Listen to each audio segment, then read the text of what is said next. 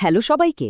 আজকের এই বিশেষ বিশ্লেষণে আমরা এমন একটা চমৎকার গাছ নিয়ে কথা বলতে যাচ্ছি যার নাম শুনলেই চোখের সামনে ভেসে ওঠে শরতের দিগন্তজোড়া সোনালি এক প্রান্তর, গোল্ডেন রড। কিন্তু জানেন কি, এই গাছটার একটা দারুণ গোপন পরিচয় আছে। চলুন আজ সেই ভুল ধারণার পর্দাটা সরিয়ে ফেলি। শুরুতেই সবচেয়ে বড় প্রশ্নটার মুখোমুখি হওয়া যাক। এই যে গ্রীষ্মের শেষে বা শরতের শুরুতে আমাদের এত হাঁচি, কাশি বা অ্যালার্জি হয়, গোল্ডেন রড কি সত্যিই তার জন্য দায়ী? বছরের পর বছর ধরে বেচারা গোল্ডেন রডকে এই অ্যালার্জির জন্য খলনায়ক বানানো হয়েছে, কিন্তু আসল সত্যিটা শুনলে আপনি রীতিমতো চমকে যাবেন। ঠিক আছে, চলুন এক নজরে দেখে নিই আজ আমরা কি জানছি। প্রথমে জানব কেন একে ভুল বোঝা হয়, এরপর কিভাবে নিরাপদে গোল্ডেন রড চেনা যায়, এর দারুণ সব ঔষধি গুণ, কিছু জরুরি সতর্কতা আর বিষাক্ত প্রতিরূপ, এবং শেষে এটি কিভাবে সংগ্রহ করতে হয় আর আমাদের বাষ্পসংস্থানে এর ভূমিকা। তাহলে চলুন প্রথম পর্বেই ঝুঁকে পড়া যাক ভুল বোঝা এক বিস্ময়। এখন সবচেয়ে ইন্টারেস্টিং ব্যাপার হলো গোল্ডেন রড আর এর প্রতিবেশী র্যাগউইডের মধ্যকার এই পার্থক্যটা। সত্যি বলতে কি, গোল্ডেন রড এখানে শুধু ভুল সময়ে ভুল জায়গায় থাকার কারণেই দোষী। এর ফুলগুলো বেশ আকর্ষণীয় আর পরাগগুলো এত ভারী ও আঠালো যে বাতাসে ওড়ার কোনো প্রশ্নই আসে না। এর পরাগায়নের জন্য পোকামাকড় একেবারে অপরিহার্য। অন্যদিকে ওই যে র্যাগউইড, ওর ফুলগুলো একদম সাদামাটা সবুজ আর পরাগ এত হালকা যে সহজেই বাতাসে উড়ে বেড়ায়। আর হ্যাঁ, ওই র্যাগউইডই হলো আপনাদের অ্যালার্জি বা হে ফিভারের আসল কালপ্রিট। গোল্ডেন রডের আসল জাদুকরী রূপটা কিন্তু লুকিয়ে আছে এর বৈজ্ঞানিক নামে। এর গণের নাম হল সলিডাগো। এটা একটা ল্যাটিন শব্দ যার মানে হল সম্পূর্ণ করা বা টু মেক হোল। মানে বুঝতে পারছেন তো, ঐতিহাসিকভাবে এটি দারুণ সব ক্ষত সারি তুলতে ব্যবহার করা হতো। আর ঠিক এই কারণেই এর আর একটা চমৎকার আদি নাম হল উন্ডওয়ার্থ। এবার আসি আমাদের দ্বিতীয় পর্বে, কিভাবে নিরাপদে এই গোল্ডেন রড চেনা যায়।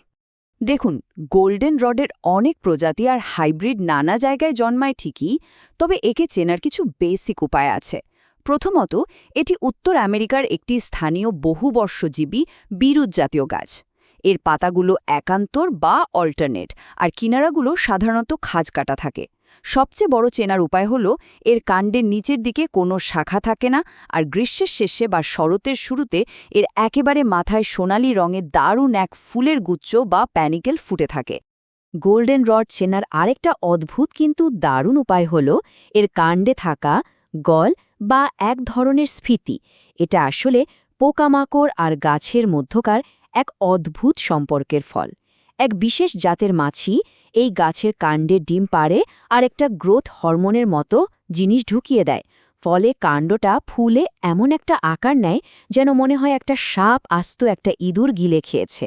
বিশ্বাস করুন, মাঠে এই স্ফীতিটা দেখতে পাওয়া মানে আপনি নিশ্চিত হতে পারেন যে এটা গোল্ডেন রড। চলুন এবার দেখে নিই আমাদের তৃতীয় পর্ব, প্রাকৃতিক ওষুধের এক দারুণ ভাণ্ডার। এর ঔষধি গুণগুলো দেখলে আপনি সত্যি অবাক হবেন।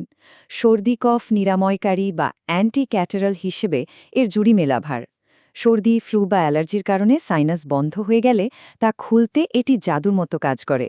এছাড়াও এটি অত্যন্ত শক্তিশালী একটা ডায়োরেটিক বা মূত্রবর্ধক, যা শরীর থেকে অতিরিক্ত তরল বের করে দেয়। আর ওই যে বললাম, এর অ্যাস্ট্রিনজেন্ট বা সংকোচনশীল বৈশিষ্ট্য বিভিন্ন ক্ষত আর ত্বকের ইনফেকশন সারাতেও দারুণ কাজ করে।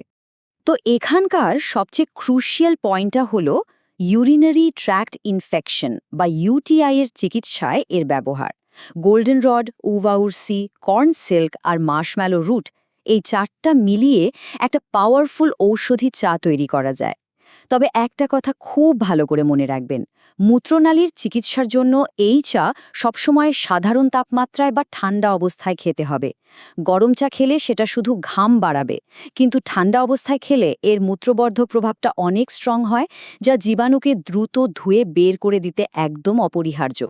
এবার আসি খুব গুরুত্বপূর্ণ একটা জায়গায়, পর্ব ৪, সতর্কতা এবং বিষাক্ত প্রতিরূপ। বুনো গাছপালা সংগ্রহের সময় সতর্কতা মাস্ট। গর্ভাবস্থায় এই গোল্ডেন রড খাওয়া থেকে একদম দূরে থাকতে হবে। যাদের ত্বক সংবেদনশীল তারা ধরলে ডার্মাটাইটিস বা র্যাশ হতে পারে। আর হ্যাঁ, যাদের ক্যামোমাইলের মতো অ্যাস্টারেসি পরিবারের গাছে অ্যালার্জি আছে তাদেরও সাবধান থাকতে হবে। তাছাড়া এটি যেহেতু একটু বেশি মাত্রায় অ্যাস্ট্রিনজেন্ট, তাই কিছু মানুষের ক্ষেত্রে শরীরকে অতিরিক্ত শুষ্ক করে ফেলতে পারে। আর এই বিষয়টা পরিষ্কারভাবে জানাটা আক্ষরিক অর্থেই জীবন রক্ষাকারী হতে পারে। গোল্ডেন রড আর এর মতোই দেখতে গ্রাউন্ড সেল বা র্যাগওয়ার্ড, এই দুয়ের পার্থক্যটা বুঝতে হবে। গোল্ডেন রড ফোটে গ্রীষ্মের শেষে বা শরতে, ফুলের মাথা ছোট থাকে আর নিচের কাণ্ডে কোনো ডালপালা থাকে না। কিন্তু ওই গ্রাউন্ড সেল ফোটে বসন্তে বা গ্রীষ্মের শুরুতে, ফুলগুলো তুলনামূলক বড় হয় আর কাণ্ডে অনেক শাখা প্রশাখা থাকে। গ্রাউন্ড সেলকে গোল্ডেন রড ভেবে ভুল করলে কিন্তু বিশাল বিপদ, কারণ গ্রাউন্ড সেলে থাকে পাইরোলিজিডিন অ্যালকালয়েডস বা পিএস। এই জিনিসটা লিভারের এমন মারাত্মক ক্ষতি করতে পারে যা আর কোনোদিন সারানো সম্ভব না। তাই একদম 100% নিশ্চিত না হয়ে মাঠ থেকে কোনো গাছ তুলে আনা একেবারেই উচিত না। চলুন এবার আমাদের শেষ পর্বটা দেখে নিই কীভাবে এটি সংগ্রহ করতে হয় আর বাস্তুতন্ত্রের ভূমিকা কী। সঠিক ঔষধি গুণটা পাওয়ার জন্য গাছ তোলার টাইমিংটা একদম পারফেক্ট হতে হবে।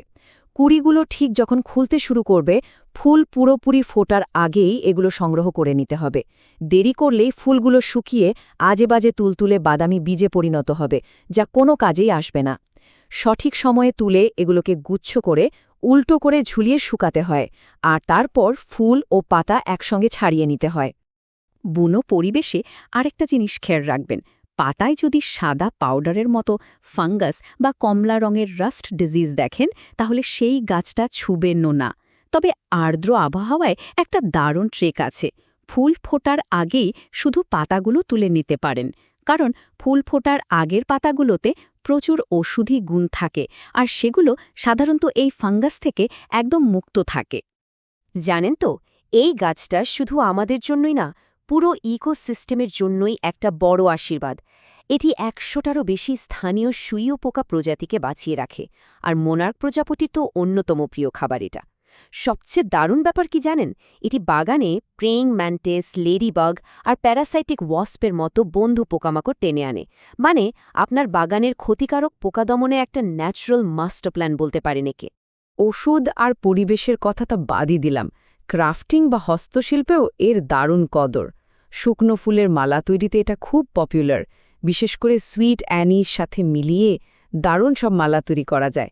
সোর্সের এক সংগ্রাহক তো স্মৃতিচারণ করে বলেছেন, গর্ভাবস্থায় তিনি এই ফুল দিয়ে কত সুন্দর সুন্দর মালা বানাতেন। এছাড়াও সুতা বা কাপড়কে প্রাকৃতিকভাবে সোনালি বা জলপাই সবুজ রঙে রাঙাতে এর কোনো জুড়ি নেই। সোর্স থেকে পাওয়া একটা মন্তব্য না বললেই নয়। বলা হয়েছে এটি সত্যিই এমন একটা দরকারি উদ্ভিদ যাকে আমি ভীষণ মূল্য দিই আর আমার মাঠে রাখতে সত্যি খুব ভালোবাসি। সত্যিই তো, গোল্ডেন রড শুধুই একটা সাধারণ গাছ না, এক সময়ের অ্যালার্জির ভুয়া খলনায়ক থেকে শুরু করে এটি এখন পরিবেশ আর প্রাকৃতিক চিকিৎসার এক অমূল্য সম্পদ। আজকের এই বিশ্লেষণ শেষে আপনাদের কাছে একটা প্রশ্ন রেখে যেতে চাই। পরের বার গ্রীষ্মের শেষে দিগন্তজোড়া কোনো সোনালি প্রান্তর দেখলে আপনার কি মনে হবে? ওগুলো শুধুই বিরক্তিকর অ্যালার্জির আগাছা, নাকি একটা নিরাময়কারী জীবনদায়ক বিস্ময়? আমাদের চারপাশের এই দারুণ উদ্ভিদবিদ্যা সম্পর্কে দৃষ্টিভঙ্গি বদলানো আর নতুন কিছু জানার এই আগ্রহটা যেন সবসময় থাকে। আজ এ পর্যন্তই, সবাই ভালো থাকবেন।